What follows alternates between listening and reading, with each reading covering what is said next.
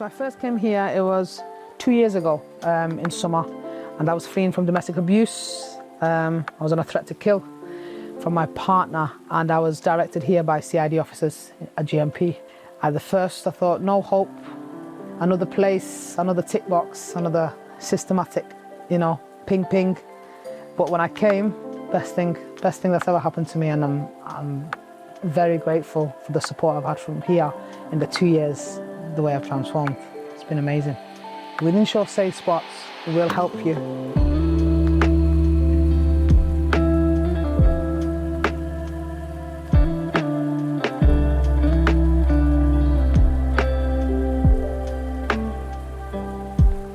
My name's B. Hi everyone.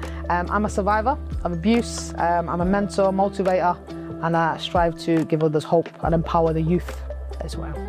And then in the early journey, before you found this place, how long had you been looking for a way of escaping what was going on with you?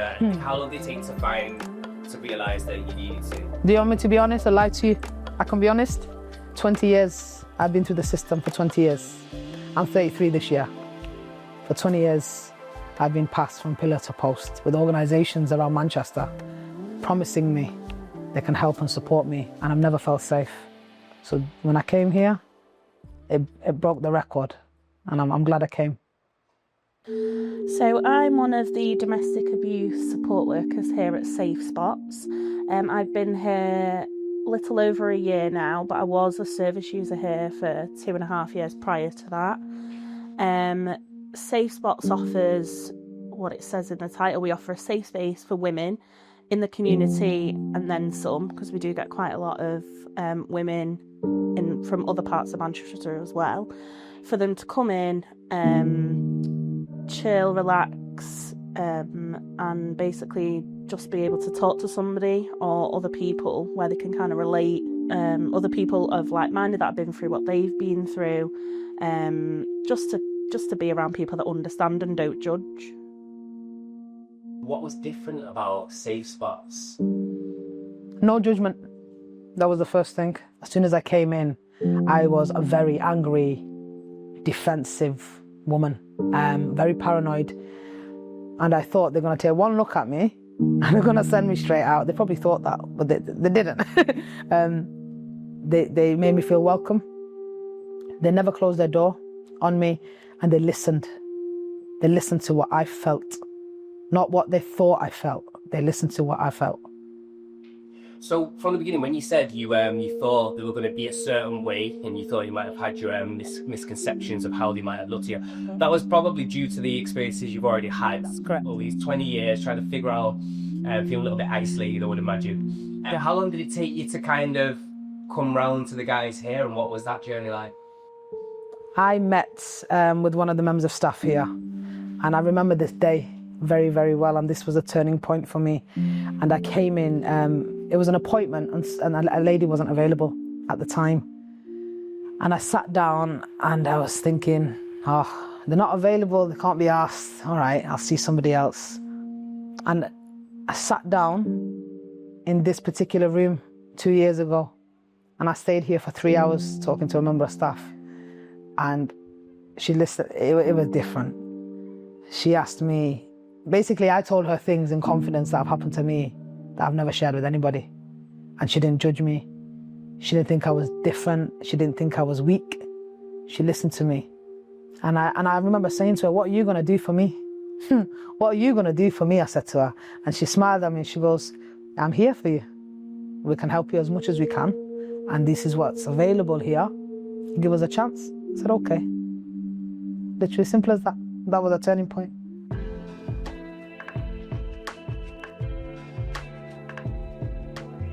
You had a connection to Wythenshawe before you came here for Safespots? No, I had no connection. So this is the first organisation in Wythenshawe that I've come across that supported me.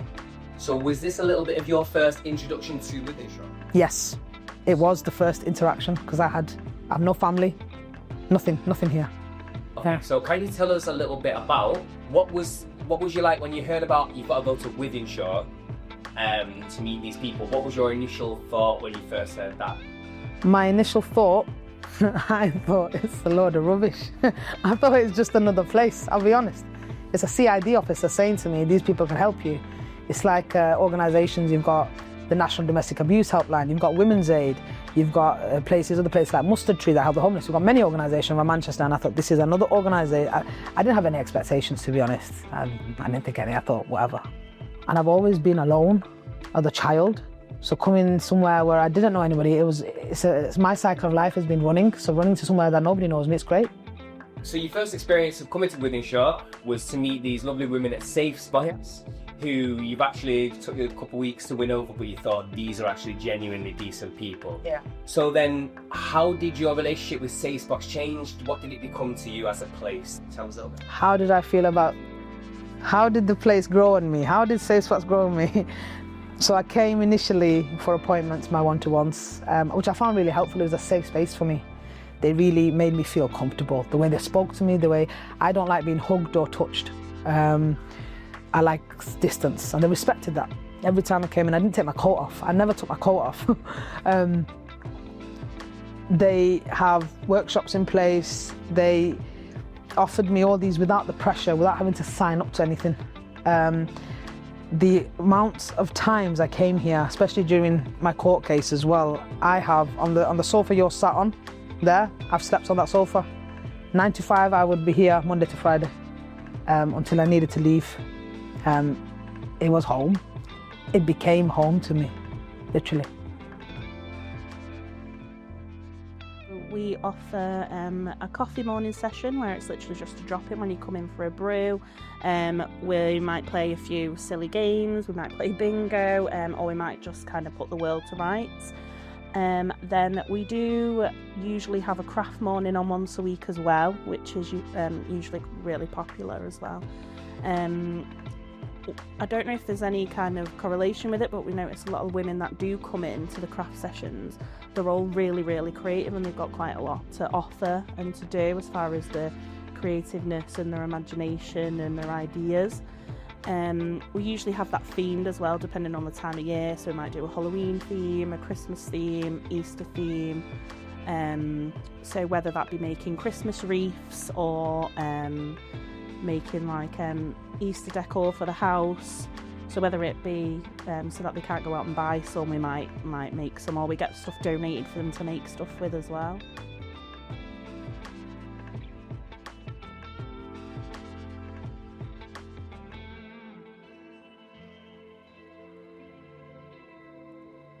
So then, with these relationships that you're developing as you come in here, it becomes home, and you're starting to see the scope of what can be done here, what did you see that kind of opened your horizons on how you could be dealing with your trauma? And tell us a little bit about that journey into coming to love the therapeutic session. Okay. Firstly, their approach with their workshops. They have multiple workshops that I've never heard of. So arts and crafts. I'm quite a visual and touchy. I like crafting. So that was instantly, I like doing that thing. You know, I like to see things, materials, feel very sensory. So they have this arts and crafts session I came to that helped me realign my focus into being able to concentrate, because I really struggle with concentrating. I inside my head it's like a tornado. But in this session, again, the staff, the things, the way they were laid out on the table, everything's neat and tidy. I'm very uniformed, so that helped me. Other workshops like the Freedom Programme, that really helped me face my past trauma. That was massive. Could you tell me that about Freedom? Of course, yes. So the Freedom Programme is for women affected by domestic abuse, and sometimes you're going through the relationship or you're post-relationship, but it's for women who have suffered or are in that relationship, and it's very detailed in how to spot signs, how to identify the risks of domestic abuse, and no matter how small, because abuse comes in many forms, and our young people, and especially with children, they pick up on that. It's a 12-week course, correct me, it is a 12-week program, and I was so triggered in some sessions, but again, because of the way I felt safe, they make you feel safe, the staff at Safespots. When you're sat in a room, you have free will to leave. When the door's not locked, you can leave if you want to leave, take a break. You don't have to share anything you don't want to. And I faced a lot of my demons during that 12 weeks, and that was another turning point for me. I've never known who I was, really. I've always been in the midst or being the abused, this little girl. Then I regained my identity. I've started living. That's literally how I started living. That's thanks to that program and stuff. Fell down hard, lost my way. Shadows tried to make me stay. Every tear, every sleepless night, told myself I'll win this fight. We do find that when the women are doing things and creating things and being creative, they tend to relax and open up a little bit more, because the limelight doesn't tend to be on them specifically, and the conversation's a little bit more easy and flows a lot better. There's nobody looking at you either, because everybody's busy with what they're making. A lot of the stuff we do make as well will be stuff that focuses on them. So it might be a woman that's never really had the opportunity or the time to think about what kind of places in the world she'd like to visit. So it just gives her that moment to just kind of like self-reflect a little bit, and just kind of take some time on herself. Now, you just mentioned the one of the programs there. Would you be able to, maybe looking around or just giving us as an example, talk us through a couple of the projects that you've done that are memorable to you? Because there's so much that we can say on the wall here. Yeah, we've done, it's motivational mindset. So some of the things, the activities at Safespots, the art sessions, there's some seasonal art sessions, Halloween, Easter, of course, you can take it for your family, and it's about taking back control. And I remember there was a workshop around self-care. Everyone keeps saying self-care. What does that actually mean? Like, it's all right getting your nails done in your head, but really, in your head, in your mind, how do you look after yourself? And it's coming back to being grounded, to that calm. I used to be very scared of doing that because my life it's been 150 miles per hour. I'm not used to sitting down and even talking, but it's helped me. Look, I'm sat here today, and there was an activity anyway, card making. On that card, you can do whatever you want. Blank piece of paper. And when you look around, people have put comments about self-worth, happiness. What does life look like to you? And when you are healing through this process in these workshops that Safespots offer, you actually unpick that there is a bit of damage, and it helps you identify what you need to work on. And I think that's imperative. And I'm grateful for that. So at that point, I was going through my court case, and I was very, very scared. I've never felt so scared in my life. And when I was writing it, or I was drawing an X, for example, on the X marks the spot, and that's from my childhood. I have history of self-harm as a young child, so that reminds me of. And it was just, my brain just clicked, and I thought, oh, maybe that's something I need to work on. So I discussed it with a member of staff, and they said, all right. They didn't think I was crazy.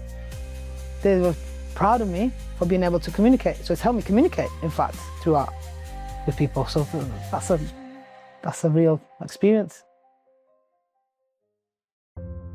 It started off as like a drop-in signposting service, where it was just one room and a piece of paper and a pen, and women would drop in and ask where they would go to help for they were in a bad relationship and they needed a house because they couldn't live with their abusive partner anymore. We do get told a lot that it doesn't feel or seem what they thought it was going to. So I think because we're an organisation, when people walk in, they automatically think of social services and school offices and classrooms where they've got to have meetings. Where here, the vibe and the feel of it, and even how the rooms are set out, they're just a little bit more chill and a bit more relaxed. So that makes us different to other organisations. We've been recently raising a lot of awareness with health visitors and doctors and teachers, to kind of get the word spread out through that way. So it's not loud and proud, because we also want to kind of keep that that element of safety. So it's just about word of mouth, and it seems to be working really well, and it has worked really well for us. so far.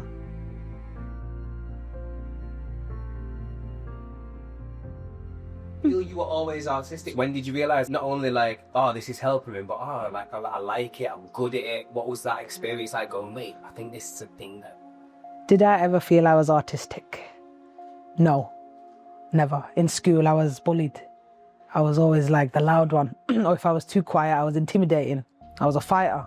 So I've never been able to express myself. So coming here at Safespots, when they sit and actually talk to you, I'm not an easy person to deal with. I'm a child that was traumatized for life, like literally 20 years of it. For them to break that, listen, they're doing something right. They're bloody doing something right. And I commend them for that, and I'm very grateful. But I learned here. I realized here, again, with communication through art therapy, through communication, through one-to-one support, through being able to write down my thoughts. When I was upset, another point that's just come to me is there's a room here, and it's in memory of Chloe. Chloe Peel, she passed away. And I sit in that room when I'm at my lowest, and I walk out feeling very, very good, and it's a safe space for me. But then again, they provided me with that space to be able to just connect with myself, to calm down, breathing techniques, and it helps. It's helped. But yeah, I realised here that I was actually, I'm not bad at the art, yeah. So then, when like realising, going through that healing process, then going, actually, I think it's not just for healing, I like art. How did that change the way you started thinking about art and stuff like that? Did you start having ideas when you weren't here? Did you start coming in wanting to do things off your own back? Tell us a little bit about how your artistic personality changed. I used to come more. I started coming more. I wanted to help out. I wanted to help them with anything arty, anything that made other women feel good as well. I love that. I love it when people are smiling. I've always been a giver. Always wanted to make other people feel good. I guess because I'm an empath. Again, part of the trauma cycle is an empath being with a narcissist or vice versa. So I helped out with the staff. They give me the opportunity. I say to them, do you trust me with that with that piece of card? And they give me a responsibility, which was nice. And I've never had that. Somebody trusts me with something. It may seem small to other people, but that's big to me. And again, as well, communicating with other people. I'm not really a socialite, believe it or not. I don't like going out. I don't like communicating with people I don't know because of the fear of being rejected and this abandonment of not being included. But coming here and being given the opportunity to help, that was big. And it's a safe space to do it. It's great. It affects me and it inspires me by knowing that through art and creativity, I can start off with somebody who doesn't want to talk about anything. Well, I'm going to come in, but I don't want to talk. I would say, right, that's fine. Then I'll make you sit down. Here's your bits and pieces. We're going to go with this theme today. And then after half an hour of kind of gentle, easy convo, before I know it, they've really opened up. They're more relaxed now because, again, they're taking the pressure off it just being about them talking to me. They're making something. Their hands are busy. Their eyes are busy. Nobody's watching them. And then they're kind of getting to be able to shine through a little bit of who they are by what they're making and what they're creating. And just by being given even the materials, you know what I mean? Like, we put the materials in front of some women and they have such a great time and they go, you know what, I would have never been able to have the disposable income to even get these lolly sticks and this PVA glue and this, that and the other, and then they put it together and they've had such a great time with it. Just giving people that opportunity to just do that and see what they can do as well. They walk out skipping a different person. I have sat with amazing women, and again, a part of my healing, and I hold my hands up and I can admit I was so naive to thinking. I used to think, why do women go through abuse? But it's a cycle. As a kid, yeah, I was thinking, why would you be with someone like that does that to you? But I've been there. I've been that woman, and sitting with other women. Doesn't matter how old you are, where you're from, who you are, but to be able to sit and feel included and accepted, that hits differently. And I've learned a lot. And I was so naive and I used to have my back up. Like, I'm not listening to you, I'm not. But sitting with these ladies, even someone sharing their last bit of crafts, on the table, that's big. Because how I've seen life is different. It's dog eat dog, it's nice. It's almost like you found your place. And I love that. So yeah, It has helped me communicate and interact with people that I would never have before.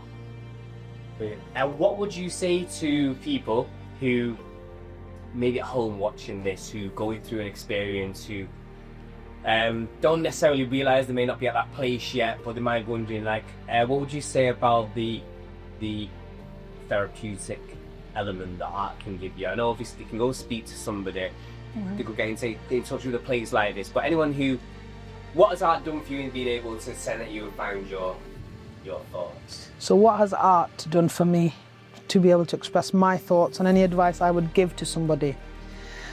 I see it like a block of cheese. You can grate cheese, you can slice cheese, you can eat it as whole. It's up to you how you wanna deal with it. And if you're not in the space, just listen to me, and I'm telling you, if you're in Wythenshawe and you are going through something and you need help, Safespots is to be trusted. They will support you. I am living proof of somebody 2 years ago. I've walked out my door, and if I did, I slept on the sofa that you're sat on. I slept on that sofa Monday to Friday, 9 to 5, till they closed, because I was so scared. They're here to help you. So please, please reach out and be anywhere the cheese you want. You know, this is your story. So that really brings us round nicely to your living proof, okay? So you were at this point in your life, you've been through this journey with Safespots, and now you've said earlier you are a different woman to how you were there. So let's kind of wrap some of this up with, where are you now? What are you doing creatively yourself on your journey carrying on that mission? And how has it evolved from just being here to the wider world? So how have I evolved from being here to the wider world? God, the world used to scare me. Oh my goodness. I can't swear in this, can I? Don't cut that out, it's fine.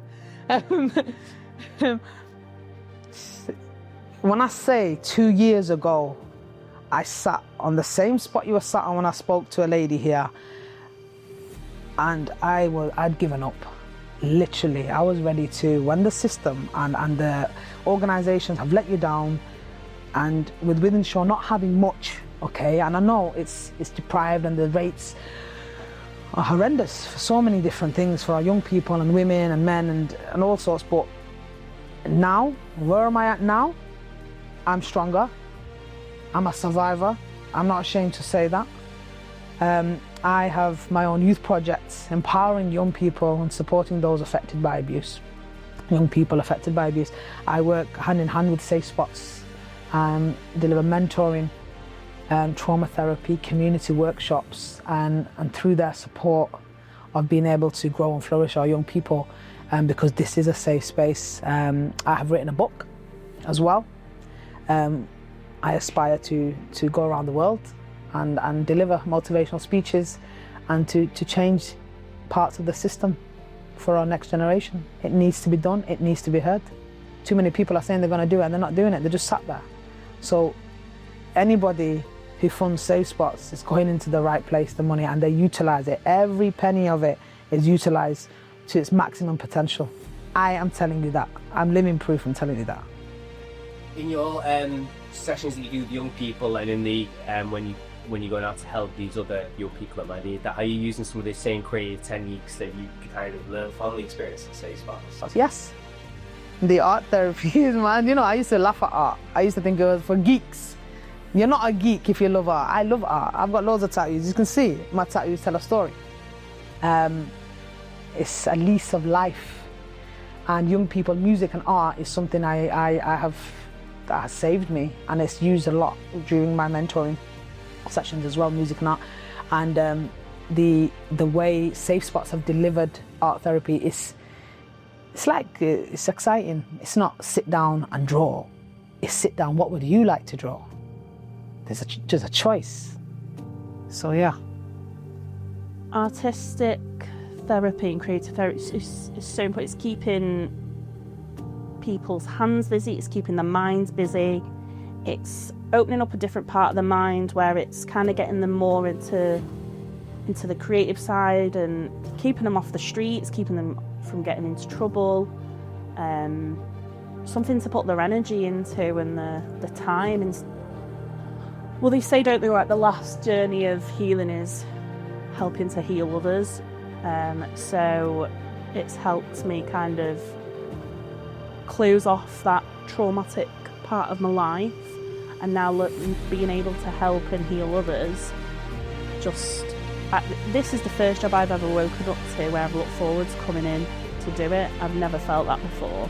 It's just gave me a real sense of being and a sense of who I am as well, like I was made to be here and do what I'm doing. And that is what Safespots are doing for a lot of other women with vision. Absolutely, they are, yeah. So women come in and I see them at step one where I was, and in my mind I think, right, give me a few months and you'll be where I am, which is like a full 360.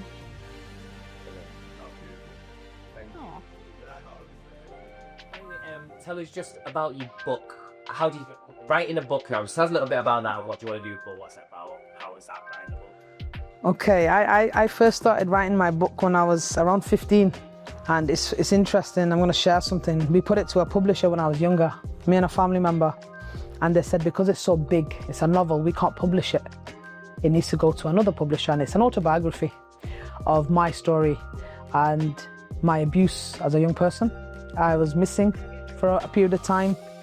I lived to tell the tale, and it's to empower the youth. That book is around addiction, it's around prostitution, it's around abuse, it's around grooming, it's around systematical failures that are still till this day rife. And I would love to publish it one day, but I would love a series. I would like a series made. I would like to go into media and production and for the world to see it. I want to open it accessible to young people that can relate and reach out. And if they're in Manchester, come and we can help them. So it's just here and there. The last little bit there, we're going to wrap it up. That's fine. So look forward to the book. But I just heard writer, music, art, production, which include acting, writing, do you know what I mean? So actually, going from somebody that has such a tumultuous and background that was so traumatic, and not even having time to think, am I creative? This little change in your journey, you're now looking at the world in the future through a creative lens, really, and you go, what can I create? What can I make? How can we artistically help everyone? What can I create? Yeah. Crazy when you think, I didn't have time to think about no art. Never. Now you fans like, I can see how Red Crush Opus can do it. So I found that very powerful. Tell us, is there something, this TikTok channel, is that a little bit about why that's important and how that?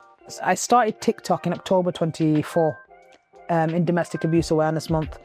And I want to become a lead motivator on TikTok, raising awareness through trending sounds. So my content is on UK statistics and motivation. It's a mix and of the trauma journey. So my TikTok is @officialplayingthegame. I have high engagement. I have a community that's been built now, a movement regarding system changes for young people, especially our next generation, on there as well. So I'm raising £1 million as well to build emergency accommodation in and around Wythenshawe for women who are fleeing abuse with their children. So TikTok, I also deliver trauma informative lives on there as a snippet of the work I do, and a lot of people are finding hope in this channel, and that's what I want. And young people, so the age requirement on TikTok as well is 13. And as you know, social media is a very toxic place. You know, I know from first-hand experience as a child as well, how easy it is for a groomer or a paedophile to come across a photo and make connection. It's all about raising awareness and reducing the risk. And I was told, somebody said to me, B, you can't stop bad things from happening, but you can minimise the risk. So make people aware, and there's nothing wrong with doing that. So follow me on TikTok. Thinking about what you just said there, what would you, given everything that you said and what your journey is and what you've learned, what do you want young people from Wythenshawe to take from our conversations? I want you to take, you're looking at living proof of a survivor. And I have done it. With the right help, Wythenshawe Safespots will help you. My youth organisation, my non-profit organisation is Project TOT. I'm here for the youth. I will help you. There is hope, there is light, and I will do it. Whether I'm a one-man band army or whatever you want to call it or not. But I've got amazing support and amazing people around me. Wythenshawe is going to change. You know, there is going to be change. The world is going to change with me in it. And I'm not here to change the world. I'm here to make a change within it. So when I'm gone, all the youth will remember that. They're gonna take that on. So that's my message to all the people of Wythenshawe right now. Thank you. Thank you very much. Thank you. That was amazing. Thank you. I'm happy.